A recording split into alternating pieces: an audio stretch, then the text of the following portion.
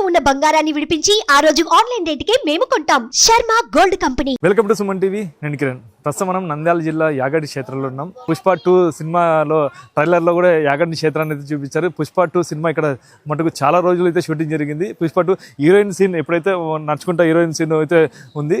ఈ పుష్ప 2 సినిమా రిలీజ్లో యాగంటి క్షేత్రం మొత్తం ఇక్కడ షూటింగ్ అయితే జరిగింది. యాగంటి క్షేత్రాన్ని అయితే చూపించాల్సి వచ్చింది. ఇప్పుడు ప్రస్తుతం మనం ఈ యాగంటి క్షేత్రంలోనే ఉన్నాం. కార్తీక మాసం కావడంతో యాగంటి క్షేత్రానికి అయితే భక్తులు తండోపతండాలుగా అయితే వస్తున్నారు.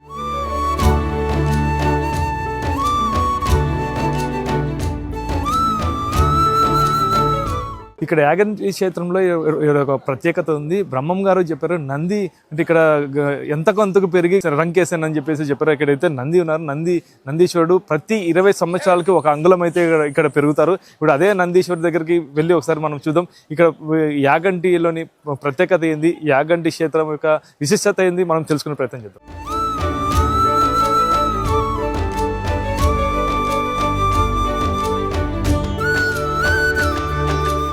మీరు ఇప్పుడు చూస్తున్నారు, ఈ ప్రదేశం అనేది మీకు గుర్తుకొస్తుంది అనుకుంటాను. ఇప్పుడు పుష్ప 2 ట్రైలర్లో ఇదే హీరోయిన్ ఇక్కడే నడుచుకుంటూ వచ్చి షార్ట్ అయితే ఇక్కడ మనం పుష్ప 2లో ట్రైలర్లో చూసాం.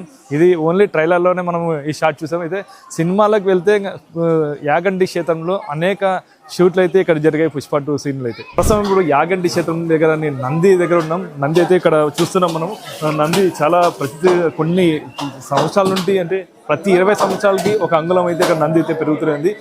బ్రహ్మం గారు కూడా చెప్పారు, ఈ నంది అంతకంతకు పెరిగి రంకేశారని చెప్తున్నారు. ఇప్పుడు ప్రస్తుతం మనం యాగంటి క్షేత్రంలో నంది దగ్గర, ఇక్కడ నంది దగ్గర కార్తీక మాసంలో ప్రత్యేక పూజలు అయితే చేస్తున్నారు. ఇప్పుడు ప్రస్తుతం మనతో పాటు పూజారి ఉన్నారు. ఈ నంది విశిష్టత ఏమి, నంది ఒక ఇదే మొత్తం కనుక్కుందాం. స్వామి, నంది అంతకంతకు పెరుగుతారు ఈ క్షేత్రంలో ఇలా స్వామి?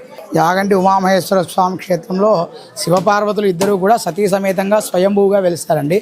ఇక్కడ శివపార్వతులు స్వయంభూగా వెలిసినందుకు గాను నందీశ్వరుడు కూడా స్వయంభూగా కావాలని కోరడంతో ఒక పెద్ద పర్వతం పైకి చేతి స్వామి అమ్మవారు ఆశీర్వదిస్తే ఆ యొక్క పెద్ద పర్వతం కూడా చిన్న బసవయ్యగా మారిపోయారండి. అప్పటి నుంచి కూడా దినదిన ప్రవర్ధమానంగా పెరుగుతూ వస్తూ ఉన్నట్లుగా చెప్తారండి.